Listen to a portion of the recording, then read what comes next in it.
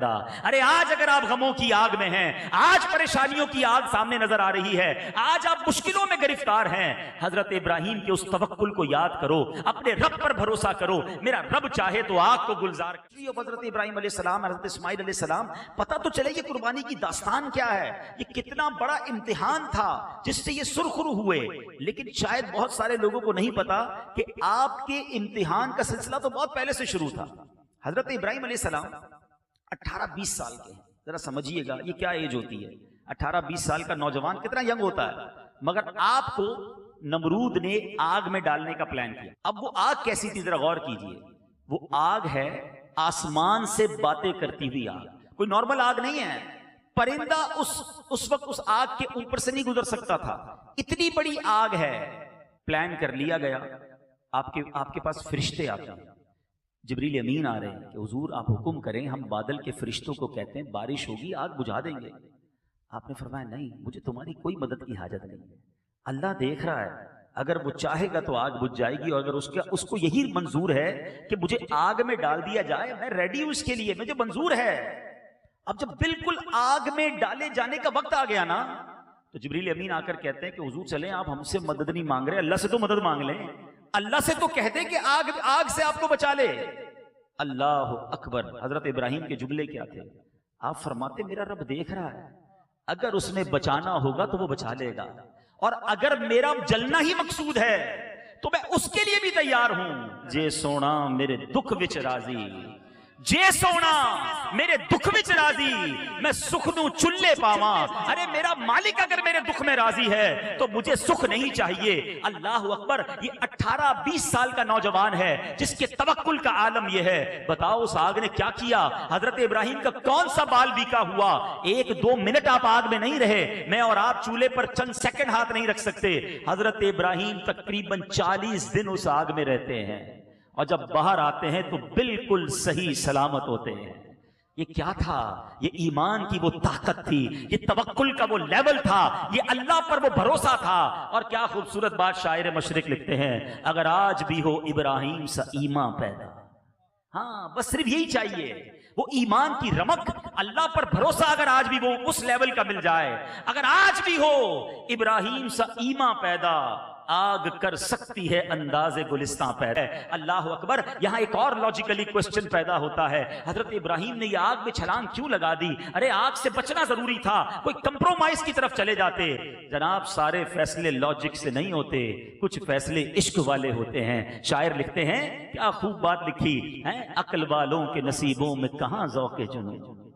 Do not try to manage all the things with your brain، کچھ دل سے فیصلے بھی کیا کرو۔ عقل والوں کے نصیبوں میں کہاں ذوق جنون، عشق والے ہیں جو ہر چیز لٹا دیتے ہیں۔ ارے عشق والے ہوتے ہیں جو کام کر جاتے ہیں۔ بے خطر کود پڑا آتش نمرود میں عشق، عقل تھی محو تماشائے لبے بام ابھی۔ ارے عقل تو سوچتی رہ گئی، عشق نے اپنا کام کر دیا۔ یہ ہے ہسٹری حضرت ابراہیم کی، نوجوانی کے عالم میں اللہ پر بھروسہ ایسا تھا۔ سبق کیا ملا؟ آج ہمارا حال یہ میں سب پہ بھروسہ ہے، رب پہ بھروسہ نہیں ہے۔ ہم کہتے ہیں یار تعلقات ہوں گے نا بڑے آدمی سے پھر مسئلہ حل ہوگا، فلاں منسٹر سے دوستی ہونی چاہیے، فلاں جناب سیاستدان سے دوستی ہونی چاہیے، ارے جناب پیسہ ہونا چاہیے تب پرابلمز حل ہوتے ہیں، غربت میں کوئی مسئلہ حل نہیں ہوتا۔ یہ بہت بڑی بھول ہے ہماری۔ ارے اگر پیسے سے ہی غم دور ہوتے ہوتے تو کوئی امیر غمزدہ نہ ہوتا، کوئی امیر پریشان نہ ہوتا۔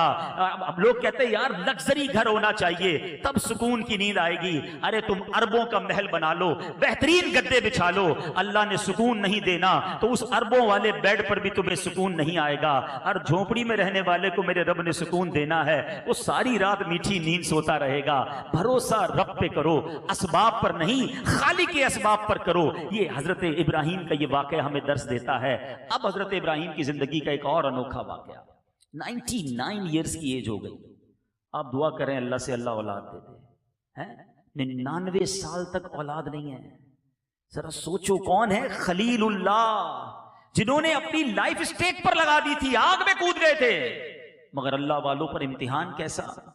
مگر شکوہ نہیں تھا، اے اللہ میں تیرا خلیل پھر بھی اولاد نہیں، مانگی جا رہے ہیں، التجا کر رہے ہیں، امید بھی نہیں چھوڑی اور ناشکری بھی نہیں ہے۔ یہاں شادی کو 2-3 سال ہو جائیں، کسی کو بچہ نہ ہو تو گھر میں جھگڑا شروع ہو جاتا ہے، ساس بہو کو تانے دے رہی ہوتی ہے، شوہر بیوی کو عجیب نظروں سے دیکھ رہا ہوتا ہے۔ ارے اللہ کے بندو، اب تو سائنس بھی کہتی ہے صرف عورت کا قصور نہیں، بعض اوقات مرد کی وجہ سے اولاد نہیں ہو رہی ہوتی، یہ اللہ کی دین ہے۔ بھروسہ رکھو رب پر، اور اگر اولاد نہیں بھی ہے تو اطمینان رکھو، کیا معلوم تمہارے مقدر میں ایسی اولاد تھی جس نے ماں باپ کو مار کے گھر سے نکال دینا تھا۔ بھروسہ رکھو نا رب پر، رب نہیں دے رہا تو یہی میرے لیے بہتر ہے۔ حضرت ابراہیم کے پاس 99 سال تک اولاد نہیں ہے، اور اب اللہ نے بیٹا دیا۔ اچھا، بیٹے کے لیے دعا کیا کرتے تھے؟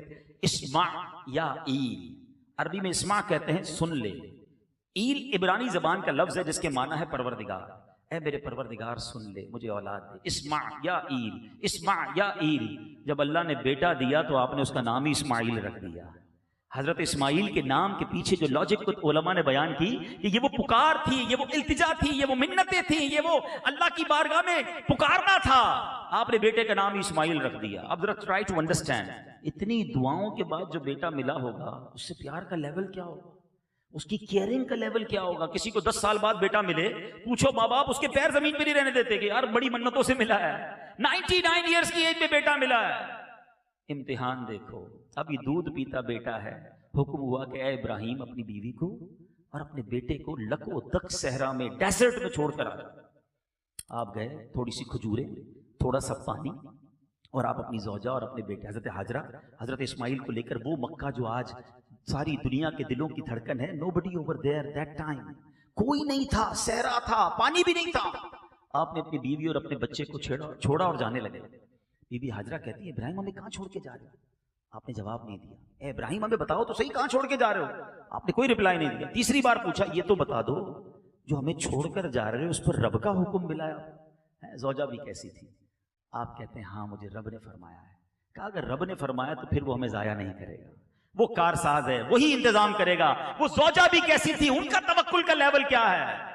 آج بیوی کہتی تم کدھر سے بھی میرے کام کرو، پیسے لے کر آؤ، چوری کرنی پڑے، یہ نوکری سے تمہارا کچھ نہیں بنے گا، غلط کام بھی کر کے میرے لیے لے کر آؤ۔ پہلے زمانے کی عورتیں اپنے شوہر کے ساتھ اللہ کی رضا کے لیے کیسی توکل والی ہوتی تھیں۔ اس واقعے میں میری بہنوں کے لیے بھی درس ہے کہ کبھی بھی ایسا جس کو کہتے ہیں فورس اور ایسا پریشر ڈیولپ نہ کریں اپنے گھر والوں پر کہ وہ حرام کاموں کی طرف چلے جائیں، مشکل حالات میں ان کا ساتھ دیں، حلال روزی میں ان کی مدد کریں۔ بہرحال اب حضرت ابراہیم اپنے زوجہ کو چھوڑ کر، اپنے اس لخت جگر کو چھوڑ کر چلے جاتے ہیں۔ کچھ دیر، 1-2 دن تو وہ کھجوریں اور پانی چل گیا، اس کے بعد وہ کھجوریں بھی ختم، وہ پانی بھی ختم۔ اب اس بچے کو لگی پیاس۔ ماں بچے کو پیاسا کیسے دیکھ سکتی ہے؟ وہ ماں ایک پہاڑ سے دوسرے پہاڑ تک چلنے لگی پانی کی تلاش میں، ایک پہاڑ سے دوسرے پہاڑ، دوسرے سے پہلے پہاڑ۔ صفا اور مروہ کے درمیان جو چلنا ہے بی بی ہاجرہ کا، وہ کس لیے تھا؟ وہ پانی کی تلاش میں تھا۔ میں ایک بڑی خوبصورت بات کہنے جا رہا ہوں، جو مکے مدینے گئے ہیں میری بات کو سمجھیں گے۔ جب ہم صفا مروہ کے درمیان جاتے ہیں حافظ صاحب، ایک جگہ میلین اخضرین آتی ہے، گرین لائٹس، وہاں پر دوڑنا ہوتا ہے۔ کبھی ذہن میں سوال آتا ہوگا یار نارمل چلتے چلتے اچانک دوڑنا، لائٹ ختم ہوئی پھر چلنا، اس کے پیچھے کیا راز ہے؟ سنو، سبحان اللہ۔ مسئلہ یہ تھا کہ بی بی ہاجرہ جب پانی کی تلاش میں چلتی تھی نا تو اپنے بچے کو دور سے دیکھتی بھی جاتی تھی۔ جو یہ جگہ تھی نا، یہاں بیچ میں ایک پہاڑی تھی، اس پہاڑ کے پاس جب جاتی تھی بچہ نظر نہیں آتا تھا تو ماں دوڑنے لگ جاتی تھی کہ یہ جگہ جلدی طے ہو جائے۔ جیسے ہی پہاڑ ختم ہوتا تھا ماں کو بچہ نظر آنے لگ جاتا، وہ نارمل چال میں چلتی۔ اللہ اکبر، اللہ کو یہ ماں کی ادا کیسی پسند آئی۔ جہاں وہ ماں بچے کے لیے پیدل چلی، وہاں حاجی کو پیدل چلنا ہے۔ جہاں ماں دوڑی وہاں ہمیں دوڑنا ہے۔ اللہ اکبر، اس سے سیکھو ماں کی اہمیت کیا ہے۔ یہ رب کی بارگاہ میں کیسی مقبول جرنی تھی جو رہتی دنیا کے حاجیوں کے لیے عمرہ کمپلیٹ نہیں ہوگا، حج مکمل نہیں ہوگا جب تک صفا مروہ کی سعی نہ کی جائے۔ اب کیا ہوا؟ اللہ اکبر، میرے رب کو مکہ آباد کرنا تھا، کیا شاندار انتظام کیا۔ جو لوگ تھوڑی سی دنیا کی ہسٹری کو جانتے ہیں یا جیوگرافی پر جن کی نظر ہے یا جو میپ کو غور سے دیکھتے ہیں، میں آپ کو بڑی دلچسپ بات بتانا چاہتا ہوں۔ آپ اب دنیا کے میپ کو کھول کے دیکھیے گا، دنیا کے اندر آپ کو وہیں آبادی نظر آئے گی جہاں پانی ہوگا۔ جہاں پانی نہیں وہاں صحرا ملیں گے، وہاں لوگ नहीं रहते, परिंदे नहीं रहते, जानवर नहीं रहते। पिछले दिनों में इजिप्ट गया, कभी आप इजिप्ट के नक्शे को एक्सप्लोर कीजिएगा। हम बैठे थे, हम इजिप्ट के मैप को देख रहे थे कहां कहां ट्रेवल करना है। बड़ा अजीब लगा कि इजिप्ट जो है पूरा एक लकीर के साथ आबाद है, राइट लेफ्ट सारा रेगिस्तान है। गौर किया ये लकीर क्या है, पता चला ये दरियाए नील है। ये पूरे इजिप्ट में जिधर जिधर जाता है दाएं बाएं लोग रहते हैं, बाकी कहीं लोग नहीं रहते। तो पानी असल में जिंदगी है। हजरत इस्माइल प्यासे थे, पैरों की रगड़ से चश्मा जारी हुआ। हजरत हाजरा ने जब वो चश्मा देखा, आपकी जबान से बेसाख्ता निकला जम जम। जम जम कहते हैं अरबी में रुक रुक, आपकी जबान से ये निकलना था। उस चश्मे का नाम ही जमजम पड़ गया, ये जारी हो गया। कुछ अरसे बाद कबीला बनी जरहम के लोग वहां से गुजरे, उन्होंने बीबी हाजरा से इजाजत चाही, ऐ बीबी पानी भी है, क्या हम यहाँ रह सकते हैं? आपने कहा तुम भी रह लो। 2 घर आबाद, 4 घर आबाद, आहिस्ता आहिस्ता मक्का आबाद होने लगा। अब हजरत इस्माइल के साथ हजरत इब्राहिम वापस आए और आपने हजरत इस्माइल के साथ काबे की तामीर का आपको हुक्म मिला। याद रहे ये वो टाइम था जब काबा एग्जिस्ट नहीं करता था, वहां पर काबा नहीं था, क्योंकि इससे पहले हजरत नूह अलैहिस्सलाम का दौर गुजरा था। और हजरत नूह को ये जब तूफान आना था तो जिब्रील अमीन काबे को उठाकर ले गए थे। काबे को चौथे या तीसरे आसमान पर रख दिया गया था ताकि पानी में डूब ना जाए। और जबल अबू कुबैस, ये बिल्कुल महरम के साथ जो बड़ा पहाड़ है, यहाँ हजर अस्वद छोड़कर जिब्रील अमीन ने रख दिया था। अब हजरत इब्राहिम को हुक्म दिया जाता है काबा की तामीर करो। अब कैसे तामीर करें, वो एग्जैक्ट डायमेंशन क्या है? अब जब काबे पर जाना ना, एक और ईमान वाली बात सुन लो। आज जो काबे शरीफ की डायमेंशन है ना, एग्जैक्टली बिल्कुल इसी डायमेंशन पर ऊपर 7वें आसमान पे बैतुल मामूर मौजूद है, जो फरिश्तों का काबा है। वहां फरिश्ते तवाफ करते हैं और एग्जैक्टली उसके नीचे ये काबा है जहां हम जाके तवाफ करते हैं। अब हजरत इब्राहिम को उसी जगह पर काबे की तामीर करनी थी। गूगल का जमाना तो था नहीं कि लोकेशन भेज दी जाती, डायमेंशन भेज दी जाती कि इस जगह पर जाकर इतनी दीवार बनानी है। अल्लाह अकबर। हजरत इब्राहिम को आगाही देने के लिए हदीस में ये वाकया लिखा कि अल्लाह करीम ने एक बादल भेजा कि इब्राहिम इस बादल के साये के नीचे, ना कम ना ज्यादा, जितना इस बादल का साया है काबे की तामीर करो। वो डायमेंशन बता दी गई। हजरत इब्राहिम काबे की तामीर कर रहे हैं, हजरत इस्माइल पत्थर पकड़ा रहे हैं, हजरत इब्राहिम तामीर कर रहे हैं। अब एक क्वेश्चन है जनाब, ये हमारे नादिर भाई के घर की छत पे हम बैठे हैं, छत की तामीर होने के लिए कोई क्रेन भी आई होगी, कोई लिफ्ट भी आई होगी, ऊपर ईंटें कैसे पहुंची, ऊपर तामीर कैसे हुई? काबा तो बहुत ऊंचा है, हजरत इब्राहिम और हजरत इस्माइल ने उसके पत्थर कैसे रखे? अल्लाह अकबर। मेरे रब की शान देखो, जिस पत्थर पर खड़े होकर हजरत इब्राहिम ने काबे की तामीर की, उस पत्थर को क्या कहते हैं? मकाम इब्राहिम। अल्लाह करीम ने उस पत्थर को यह ताकत अता की कि जैसे जैसे काबे की दीवार ऊंची होती जाती वो पत्थर भी ऊपर होता जाता। वो लिफ्ट का काम करता रहा। हजरत इब्राहिम ऊपर की तामीर करते, वो पत्थर ऊपर हो जाता। जब ये तामीर नीचे करनी होती, वो पत्थर एक्सीवेटर की तरह कभी ऊपर जाता, कभी नीचे जाता। और अल्लाह करीम ने उस पत्थर में हजरत इब्राहिम का एक मौजज़ा कैसा जाहिर किया कि उस पत्थर ने आपके कदमों के निशान को अपने दिल में गोया बसा लिया। आपको पता है कितना टाइम हो गया है? 5000 साल से ज्यादा वक्त हो चुका है। हर हाजी, हर शख्स तवाफ करने वाला नेकेड आई से हजरत इब्राहिम के कदमों के निशान देख सकता है। ये जो बॉक्स है ना इसके ऊपर, इसको तो 200-300 साल हुए हैं। ये इससे पहले खुले आसमान तले पड़ा था। आप सोचिए अगर किसी जगह किसी इमारत को 300-400 साल हो जाएं, बारिश, आंधी, तूफान, वो इमारत का नक्शा खत्म हो जाता है। 5000 ईयर से उस पत्थर पर हजरत इब्राहिम के निशान कदमों के मौजूद हैं। ये कैसी निशानी है इस्लाम की! सुभान अल्लाह। ऐ मेरे पीछे इस्लामी भाइयों, ये है कुर्बानी की दास्तान। यही बच्चा अब 7 साल का होता है, एक रिवायत के मुताबिक 13 साल का होता है।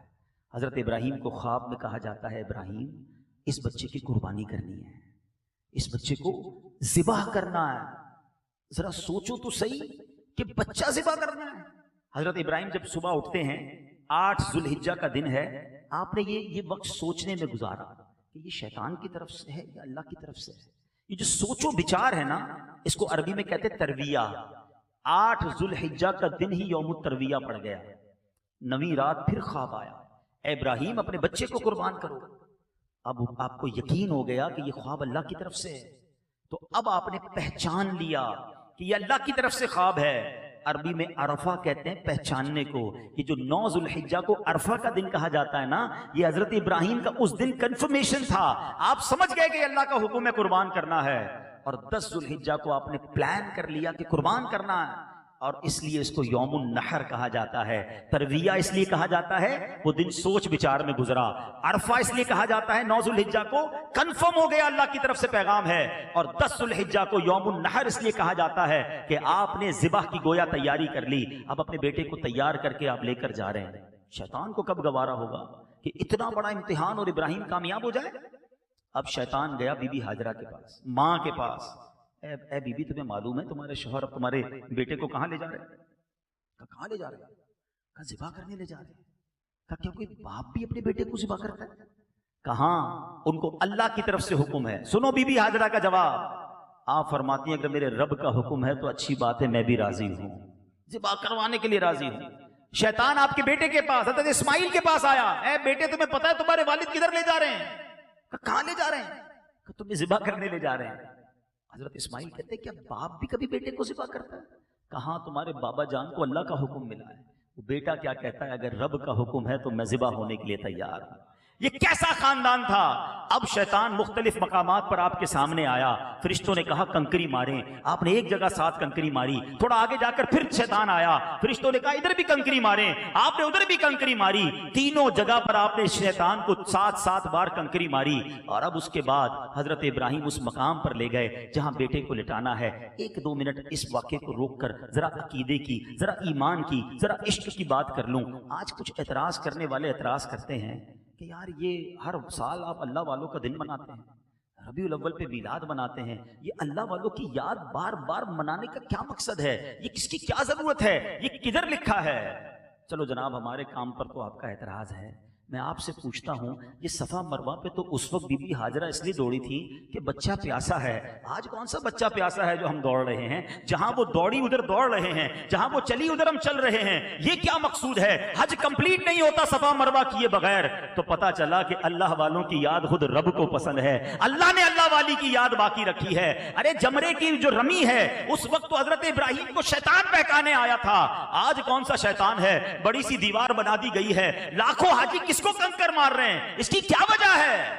اللہ اکبر. میرے رب کو یہ پسند ہے کہ حضرت ابراہیم کی اس ادا کو ہر سال حاجی ادا کریں. اس کا مطلب یہ ہوا اللہ والوں کی یاد ہی حج ہے. تو جب حج کرتے ہو, اللہ والوں کی یاد مناتے ہو, تو آج اگر کوئی اللہ والوں کی یاد اپنے گھر میں منا لیتا ہے تو کسی کو کوئی اعتراض نہیں کرنا چاہیے. بہرحال پھر آتے ہیں واقعے کی طرف. حضرت اسماعیل کو جب لے کر گئے, کیا بیٹا ہے, کیا تربیت ہے. وہ کہتے ہیں بابا جان آپ مجھے ذبح کر رہے ہیں نا, ایک کام کیجئے گا, ذرا چھری کو زیادہ تیز کر لیجئے گا تاکہ مجھے کم تکلیف ہو. اچھا بابا جان مجھے رسیوں سے باندھ دیجئے گا, کہیں میں زیادہ ہلوں گا تو میرے خون سے آپ کے کپڑے خراب نہ ہو جائیں. اچھا میری یہ جو قمیص ہے نا, یہ میری ماں کو دے دیجئے گا تو میری ماں کو کچھ تسلی ہو جائے گی. بابا جان ذبح کرتے وقت مجھے الٹا کر دیجئے گا تاکہ میرے چہرے پر آپ کی نظر پڑے گی تو آپ کو بھی تکلیف ہوگی. اللہ اکبر. ایسا ہی ہوا. یہ قربانی کی داستان اپنے بچوں کو سناؤ. گھروں میں بکرے لے کر, جانور لے کر کھیل رہے ہیں, کود رہے ہیں, ان کو بتائیں تو صحیح یہ کس کی یاد ہے, یہ کتنا بڑا امتحان تھا. آج اس ہسٹری کو ہم بھلا بیٹھے. حضرت ابراہیم نے چھری تیز کی, بچے کو رسی سے باندھا, الٹا لٹا دیا, اور سنو کیا کیا, انہوں نے اپنا کام کر دیا, انہوں نے چھری کو گھما دیا, مگر اللہ کے حکم سے چھری نے اپنا کام نہیں کیا. اور اب کیا ہوا, ذرا try to understand the scenario. بیٹا نیچے ہے, باپ اوپر ہے, اور ہاتھ میں چھری ہے, اور وہ چھری گھما دی گئی ہے. اتنے میں حضرت ابراہیم علیہ السلام کو اوپر سے ایک آواز آئی, اللہ اکبر اللہ اکبر. آپ نے سر اٹھا کر دیکھا تو آپ نے دیکھا کہ جبریل امین ایک مینڈھا لے کر آ رہے ہیں. اللہ کریم نے جنتی مینڈھا بھیجا. اور یہاں پر جن کو تھوڑی سی ہسٹری اسلام کی معلوم ہے, جنہوں نے حضرت آدم کا واقعہ سنا ہوگا, قابیل اور حابیل کے انسیڈنٹ میں جو حابیل نے قربانی کے لیے مینڈھا پیش کیا تھا, علماء کہتے ہیں یہ وہی مینڈھا تھا جو جنت میں تھا. اللہ نے حضرت اسماعیل کے فدیے کے طور پر اس کو بھیجا. اچھا جب حضرت ابراہیم نے وہ سنا نا, اللہ اکبر اللہ اکبر, حضرت ابراہیم اب اپنے بیٹے کے گویا اوپر سوار ہیں. آپ نے کیا کہا, لا الہ الا اللہ واللہ اکبر. اب جب بیٹا جو نیچے ہے اس نے سنا تو وہ بھی سمجھ گیا کہ امتحان کا وقت ختم ہو گیا ہے. بیٹا کہتا ہے, حضرت اسماعیل کہتے ہیں اللہ اکبر وللہ الحمد. یہ جو عید کے دن پڑھتے ہیں, ذرا سوچو اس کی ہسٹری کیا ہے. یہ اسٹارٹ کے ورڈز جبریل امین نے ادا کیے ہیں، درمیان کے وقت حضرت ابراہیم نے ادا کیے ہیں، اور آخری جو الفاظ ہیں وہ حضرت اسماعیل کے ادا کیے ہوئے ہیں۔ اب جب بھی یہ تسبیح پڑھنا نا عید کے دنوں میں، تو یاد کرنا اس قربانی کو، یاد کرنا اس واقعے کو، کتنی قبولیت والی یہ تسبیح ہوگی جو اللہ نے ہمیں زبان سے ادا کرنے کو دی۔ آؤ ذرا اس تصور میں ایک بار مل کے اس تسبیح کو پڑھتے ہیں۔ اللہ اکبر، اللہ اکبر، لا الہ الا اللہ، واللہ اکبر، اللہ اکبر، وللہ الحمد۔ تو یہ تسبیح کی اصل حقیقت ہمیں پتہ ہونی چاہیے۔ تو اے میرے پیارے اسلامی بھائی، دیٹ واز دا ہسٹری۔ یہ پتہ ہونا چاہیے کہ یہ کتنی بڑی قربانی تھی جو وہ کامیاب ہوئے۔ عقل والوں کے نصیبوں میں کہاں ذوق جنوں، عشق والے ہیں جو ہر چیز لٹا دیتے ہیں۔ سوچو آج ہمیں تو قربانی کرنے کا کہا گیا نا، اگر ہمیں بھی کہا جاتا اپنے اپنے بچے کو قربان کرو، کتنا آسان کر دیا ہمارے لیے، جانور قربان کرو ہیں اور وہ گوشت بھی خود کھا جاؤ۔ ہمیں تو اجازت بھی ہے، ٹھیک ہے، اس کی ایک سنت طریقہ ہے کہ کچھ غریبوں میں بانٹیں، کچھ رشتہ داروں میں بانٹیں، کچھ اپنے پاس رکھیں، لیکن وہ امتحان کیسا تھا۔ مگر آج واجب ہونے کے باوجود لوگ قربانی نہیں کرتے، اس میں بھی دل پر بوجھ فیل کرتے ہیں، یار بقر عید آ گئی پھر خرچہ کرنا پڑے گا۔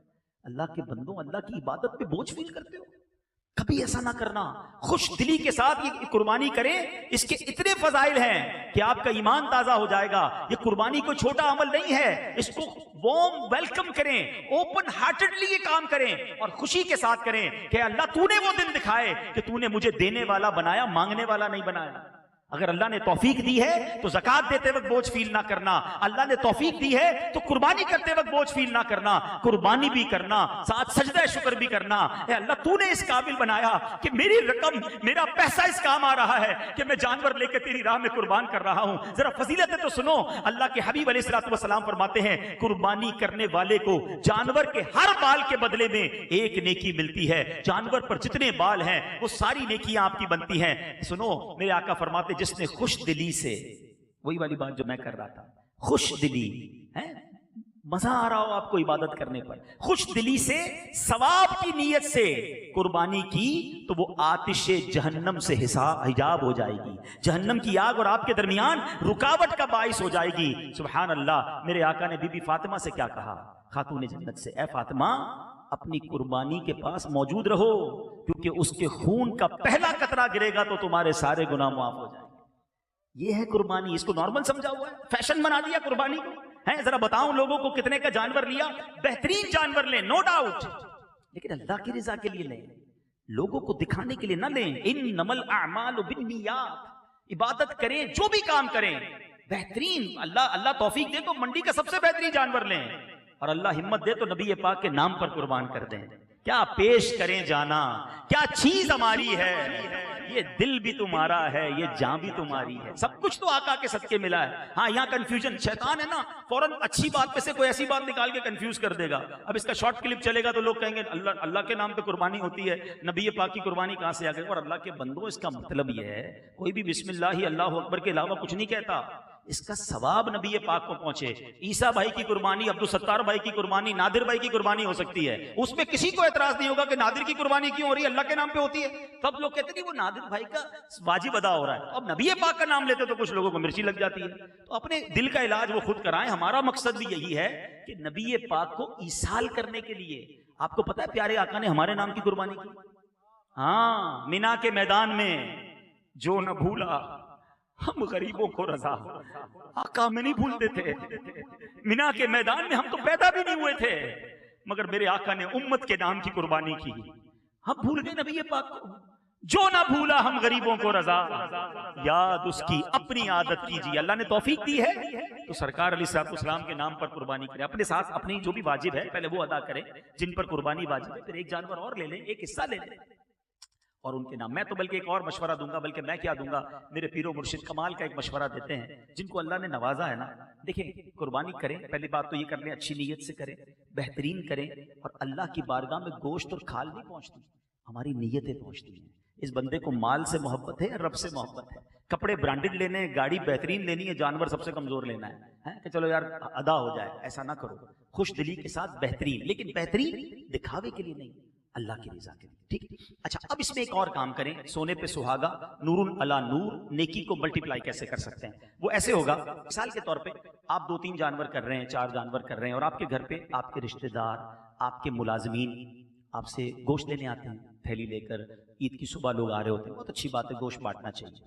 لیکن کیا ایسا نہیں ہو سکتا کہ میں 4 میں سے 3 جانور گھر پہ قربان کروں اور 1 جانور اپنے کسی غریب رشتہ دار، کسی غریب ملازم کو دے دوں کہ جا کے آپ یہ اپنے گھر پہ قربان کریں؟ یہ میری والدہ کے نام کا ہے، آپ قربان. یا اگر آپ نے نبی پاک کے نام کا کرنا ہے، بھئی یہ نبی پاک کے نام کا جانور ہے، آپ اپنے گھر میں قربان کریں. اچھا امیر اہل سنت تو کمال شخصیت ہے نا، آپ فرماتے جانور نہ دیا کرو، پیسے دیا کرو. اس کو کہو خود جا کے جانور خریدے.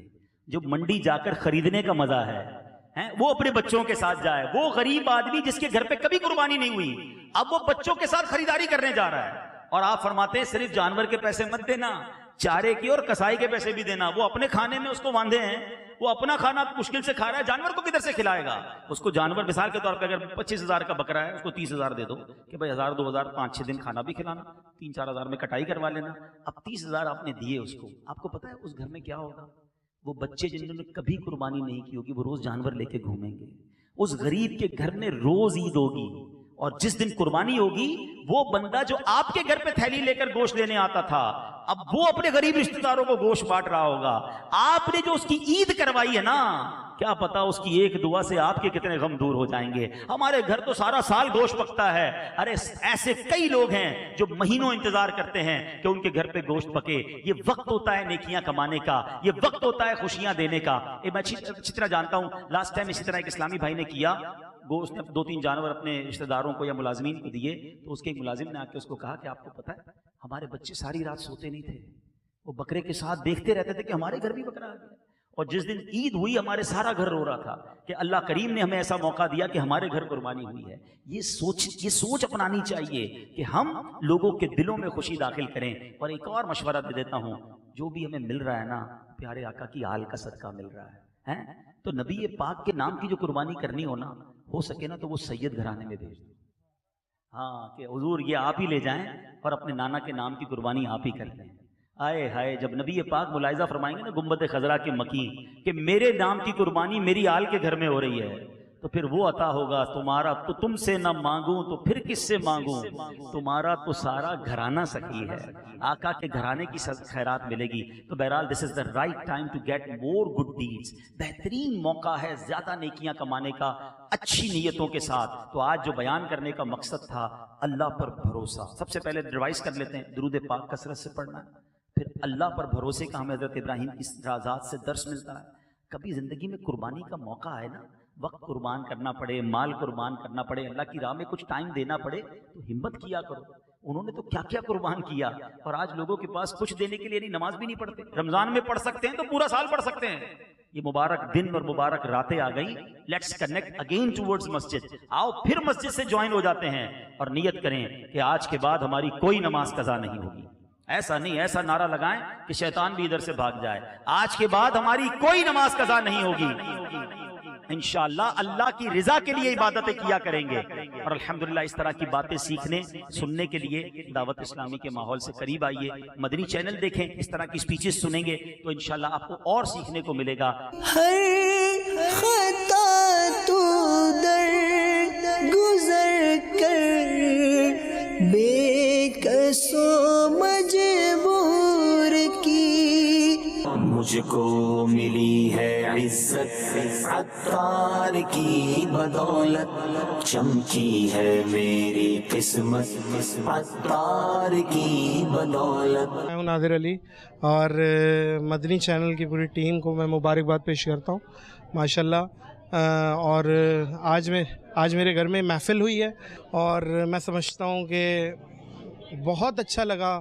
اور سارا آج کارپوریٹ کے لوگ آئے ہوئے تھے، یوٹیوبرز آئے ہوئے تھے، تو بہت اچھا لگا. اور اگین دعوت اسلامی کا جو کام ہے وہ اتنا اچھا ہے کہ ان کے لیے دعا نکلتی ہے، دل سے نکلتی ہے کہ اللہ تعالیٰ دن دوگنی رات چوگنی ترقی دے. سب سے کام کی بات جو آج ہوئی نا حبیب بھائی سے ملنے کے بعد، وہ یہ کہ اتنے سالوں سے قربانی کر رہے تھے. اصل جو قربانی کی اہمیت ہے اور قربانی کی جو پچھلی ہماری روایت ہے وہ آج پتہ لگی ہے۔ اے دعوت اسلامی تیری دھوم مچی ہے۔ اللہ کا ذکر ہوا، کیونکہ اللہ پاک کے ذکر سے فکر سے رحمتیں آتی ہیں، تو مدنی چینل کی بھی بڑی کاوشیں ہیں جو آج ادھر آئے تھے سب۔